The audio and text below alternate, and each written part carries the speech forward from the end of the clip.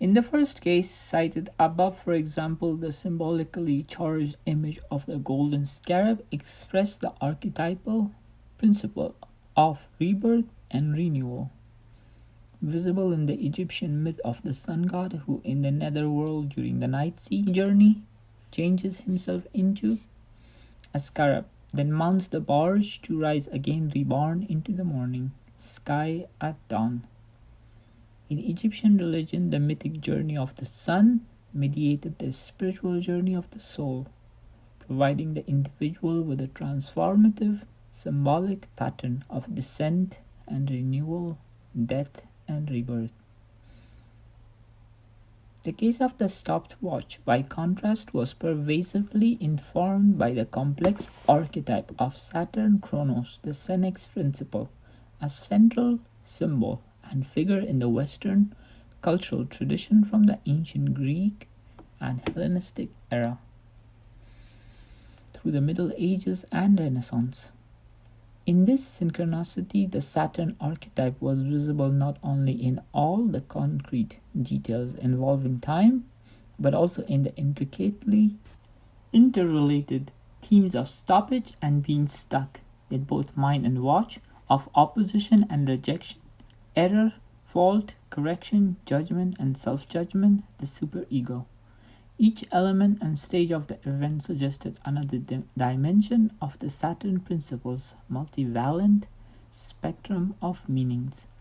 The precise meeting time, the task at hand, the problem to be solved, the pronouncement of judgments, the strife of disagreement, the attempt to bring an end to the task, the careful checking and comparing of the time, the act of negation and criticism, first directed outward towards the other and then inward towards the self, and the self-correction followed by repetition, engaging the problem again and trying this time to get it right.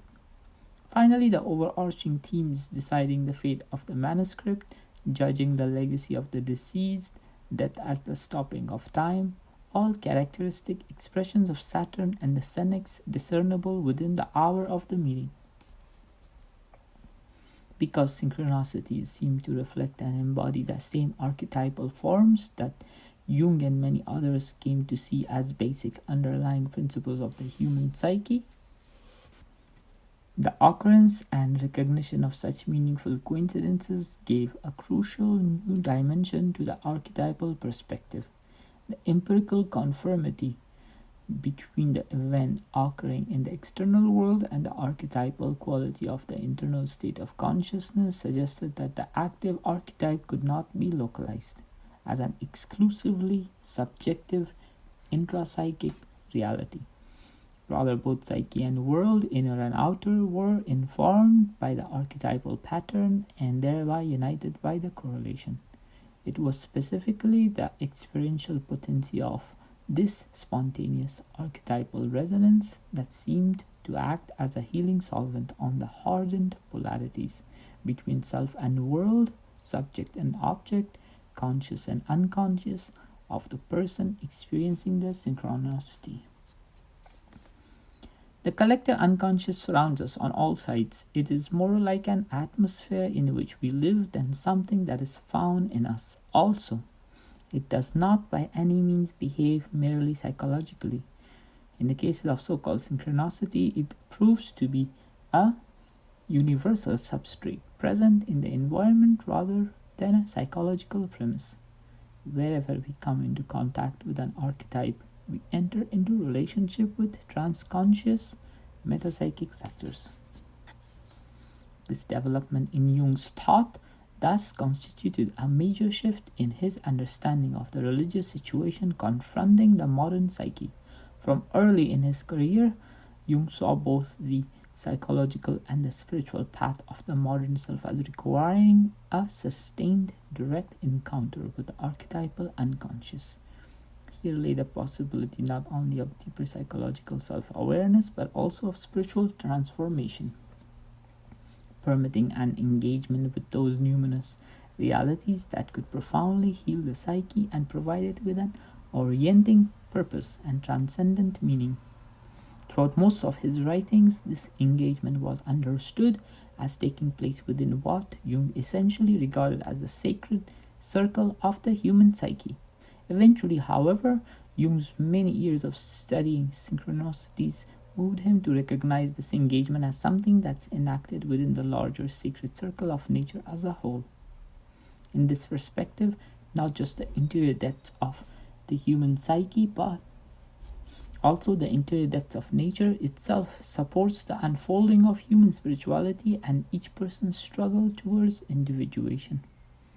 The recognition of synchronicity's potential metaphysical implications not only suggested a transformation in the psyche of religion, it represented a critical step towards bridging the schism between religion and science in the modern era, so long embodied in the seemingly unbridgeable chasm between psyche and the world. As the physicist Victor Mansfield has written, speaking for many, quote, "I have encountered too many synchronistic experiences, both in my life and that of others, to ignore them. Yet these surprisingly common experiences pose tremendous psychological and philosophical challenges for our worldview. They are especially troubling experiences for me as a physicist trained within the culture of scientific materialism." End quote. With these implications in mind, both philosophical and psychological, Jung's student and close associate Marie-Louise von Franz stated in an interview late in her life that, quote, "The work which has now to be done is to work out the concept of synchronicity.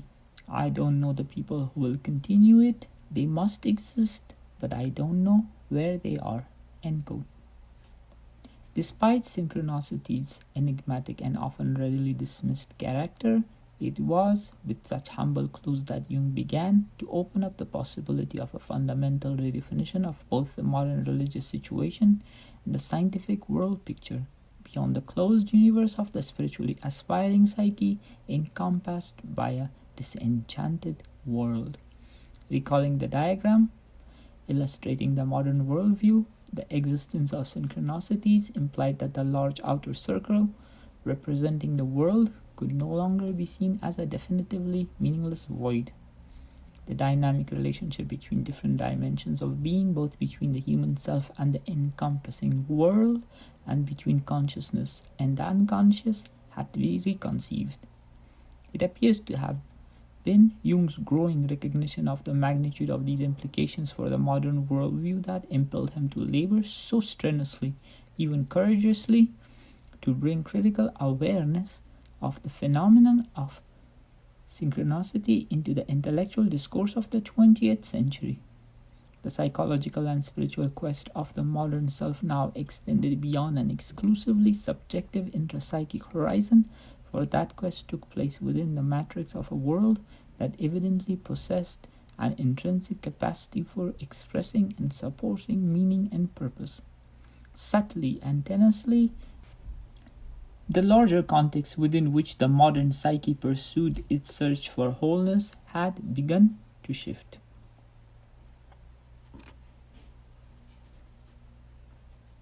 Thank you for listening. This is the end of the chapter. Please hit the like and subscribe button and share this with your friends. Thank you.